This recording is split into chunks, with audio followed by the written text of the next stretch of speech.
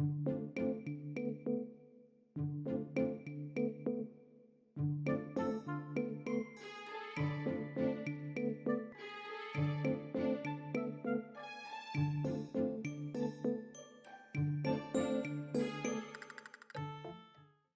guys, and welcome back to the channel. I'm Ceirra, the host of the Hardly Famous vlog, and today I'm going to be sharing an audition story from an audition that I had this past week. It was for ABC casting, their talent showcase that they have every year, which I didn't know that they had every year, but I was able to audition, and so I just wanted to share my thoughts and feelings about it. Maybe give some advice to actors who are also auditioning for showcases like the ABC talent one, or similar ones, or even just regular audition advice. So yeah, let's jump into the story. I don't know why I did that. Like, some sound effects were supposed to happen, like pew pew pew pew pew pew pew. I auditioned for the ABC Casting Talent Showcase, and I guess what that is, or I shouldn't say I guess, I should know what that is, but every year ABC Casting, their casting department, holds these showcases for these industry executives and everybody at ABC and all these other different professionals and producers and blah, blah, blah. Basically, it's kind of like a new, fresh faces, voices type of showcase where a bunch of people who aren't really discovered yet, whether you're signed to an agency or management or not, you come and you perform for all these different industry professionals, and you perform with these scenes that are written by the writers who are chosen for the showcase, because there's also a writing competition that you can do, which I entered in. I'll probably give that little tidbit later. They have it in the fall, I believe that's what the thing said, and you go in and you do a scene, whether comedic or dramatic, for all these different people. And if you kind of make it past that, if people are interested in you, then you go on this like mentorship thing, and there's a bunch of different people who entered it and got discovered. I'll probably like list some names somewhere around this screen of the different people, because it's like escaping my mind right now, but I'll probably figure that out. I auditioned on Tuesday, and I was very nervous because one, I had submitted I think it was it June 1st? I think it was June 1st. June 1st was like the cutoff date, the deadline for the actor submissions, and you had to get in the writing submissions, I think like a couple weeks beforehand. So I hadn't heard anything from the writing portion of it, which is basically you writing a comedic or dramatic scene to be, performed in the showcase, and if you make it into the showcase and make it past that, blah blah, you get like mentorships or something like that. Point being is, didn't hear anything from the writing, decided to take a chance on the acting. I got my headshot resume in the mail like the day before the deadline, and wasn't really thinking too much of it. I was like really busy with other stuff, so I was like, okay, whatever, it's gonna be fine.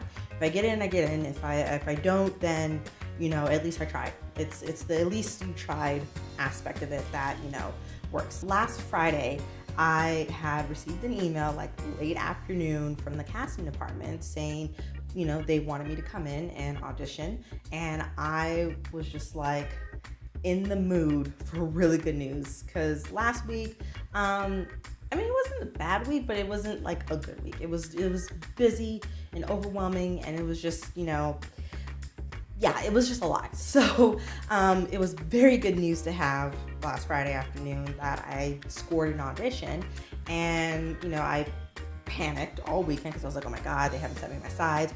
What am I gonna do? Is it gonna be a cold read? Cold reads I'm pretty good at, or at least I think I'm pretty good at. I don't like the prepared aspect of being prepared for an audition, because it's like you can over rehearse and then you get into the room and everything you rehearsed is just like out of your mind, and you just stand there frozen. You're just like, I hope one of these choices are gonna work if you can remember them. But I kind of went into that state. I was like, oh my God, am I gonna get anything? Like, what's gonna happen? And I figured, well, if they're gonna send me anything, they would send it to me on Monday, the day before. It makes sense. Or if they are those type of people, send it to me the night before, or even in the morning, or just give me an email saying, hey, you're gonna come in, it's gonna be actual cold read. And I'm like, okay. But it actually turned out to be Monday. I got my sides probably, I think like Monday, midday Monday. And I already had a full day of things to do. So I was like, okay, I have to figure out how to squeeze this in, because this is a really important audition, or at least I was treating it as a really important audition because it's ABC. I mean, you have shows like Grey's Anatomy and Scandal and Blackish and How to Get Away with Murder and whatever other shows are still on ABC, but you get the point. It's big, it's huge, it's a network, audition essentially. If you think about it, it's not really auditioning for the network, you're auditioning for the showcase that is produced by the network, but it's still a network audition. There's still some weight to it. So, I was really nervous as far as getting prepared for it. It was a 4-page scene. I made sure to, carve out at least an hour the day before and just rehearse the scene as much as I could. I wanted to at least have it either semi-memorized or fully memorized. And, as far as memorizing goes, every actor has their own memorizing thing. Some people are able to get their roommates or a friend or whatever. Some people are able to, go to a coach or work on it after class or whatever it is. But for me, the easiest thing that I do, or at least it's easy to me, that I've done since college was to record the lines. So record the other person's lines on my phone, and then leave gaps in between for my lines. And I'm not so on top of the lines when I do the recording because I want to have space so that I can memorize. But it does get kind of frustrating when I do have the rhythm of the lines down and I'm just trying to get to the next line and I gotta wait, another 5 seconds for, my voice to catch up. And it's, but it helps. It really, really helps because you can just sit, you can concentrate. And, one of the things I took away from school was that if you have your lines down, if you are able to do household chores or items or domestic stuff without stuttering, without skipping over lines and things like that, you're memorized when you can do other things while saying your lines. So that was kind of the point that I was trying to get to, so that when I got into the audition, even though I would have my sides in my hand, sides for people who don't know are like the script, like the lines you're supposed to be auditioning with. Even though I had my sides in my hand, I wouldn't have to keep looking at the paper, which is something that I kind of fall to when I'm not really comfortable with the lines or not sure of what's going on in the scene. Instead of being engaging with the reader, sometimes I can fall into that trap and kind of keep looking at the lines and whatnot. But for this one, thank the Lord. I know it's a lot of, but it's getting to the audition. I'm getting to it. For this specific audition, it was a 3-person scene and I had the most lines in the scene. So there was chunks that I had to get down, and it was a comedy scene because I was like, okay, comedy's my strong suit. Let's do that. I didn't want to cry. I didn't want to be dramatic. I didn't want to yell at anybody in the room, so I was like, we are not doing that. We're not going, angry black girl in this audition. No, we're just not doing that. So I decided to go with the comedy because I was like, okay, comedy, that's something I'm good at. And yeah, so I was auditioning for this type A character. I made her a middle child. She had siblings, but it didn't really say whether she was the oldest or whatnot. So I just made her a middle child, Jan Brady syndrome. She used to work at this prestigious hotel. She had to come back and help her family run the family hotel. It was something that I knew I would be able to play. It was just a matter of getting the lines right and making sure that I had my choices. I had my notes. I was writing things down. So I went over it for an hour the night before. And then as I was getting ready for the audition, I went over it, so it was probably another hour. So I would say 2 hours total. I would recommend, just in any audition circumstance, if you have the time, to just do more than 2 hours total. You want to have as many choices as possible and things like that if you are able to prepare for an audition. If you're not, at least if you can, get 5 to 10 minutes of getting the sides when you get there, that always helps. 15 at the most, but yeah, so at least 2 hours total. But I had memorized it enough the night before that I was able to kind of really get through the second hour of me rehearsing.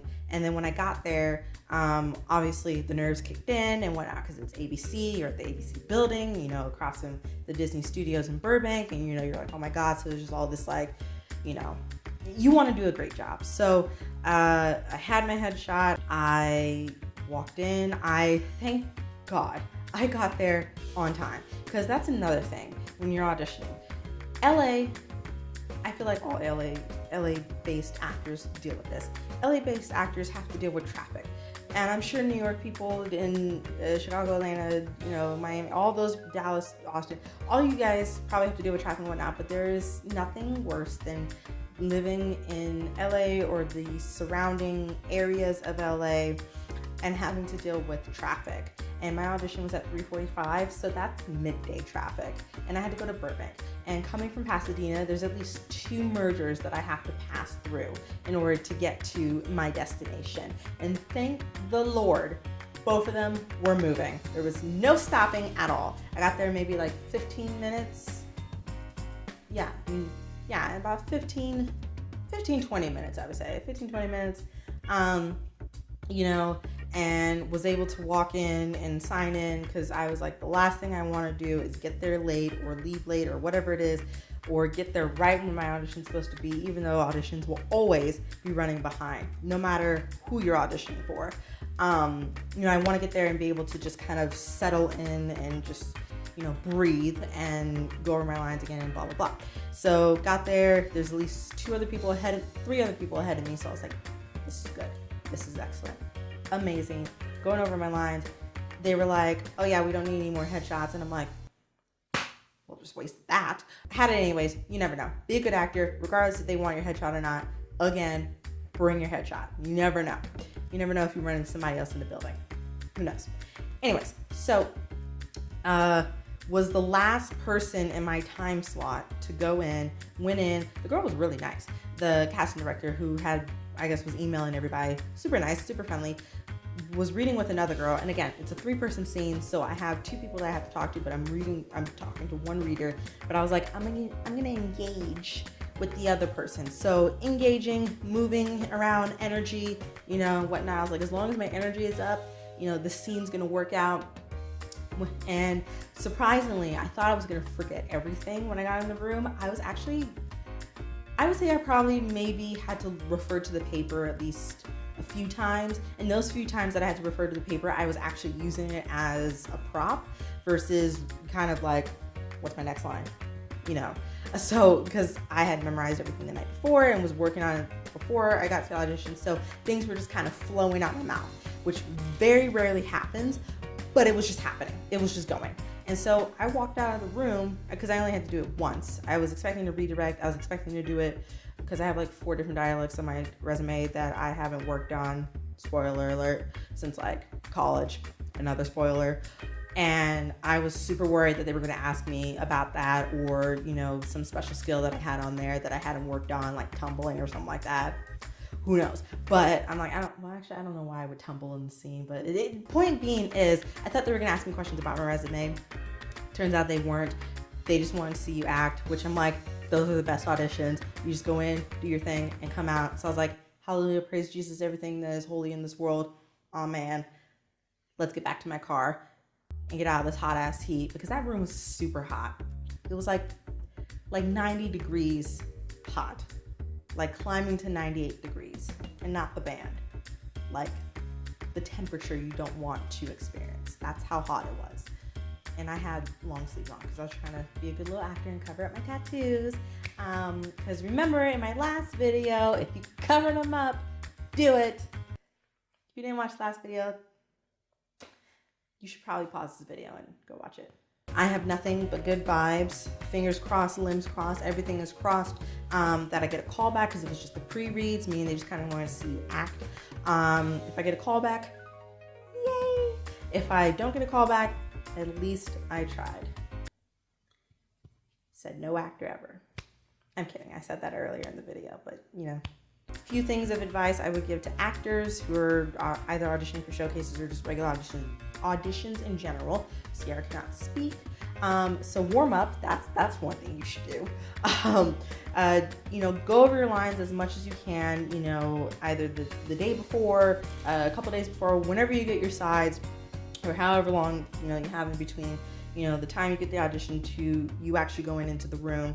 Go over your lines as much as you can. You don't have to spend, 20 hours on them. You can do an hour a day, as long as you're doing concentrated work.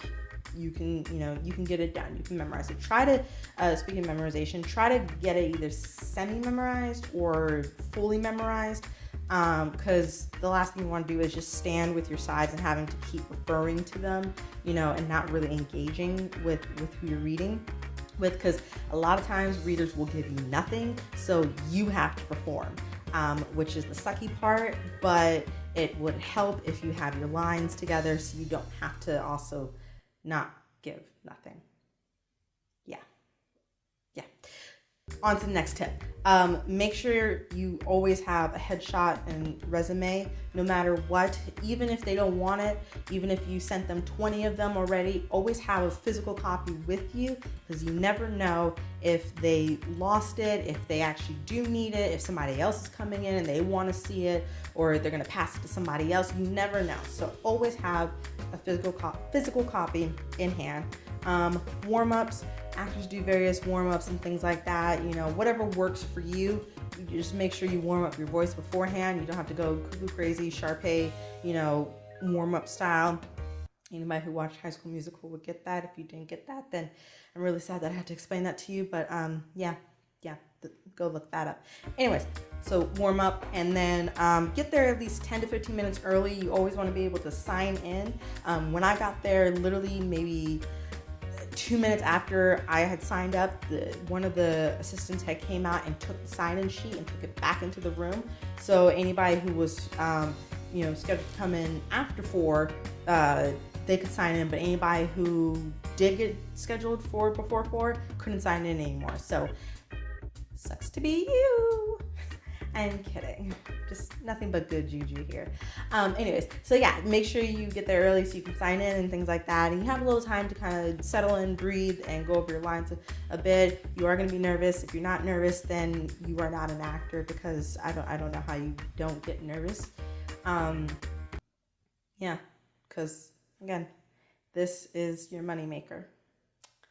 And if you don't get nervous about doing a good job with this, then are you even an actor?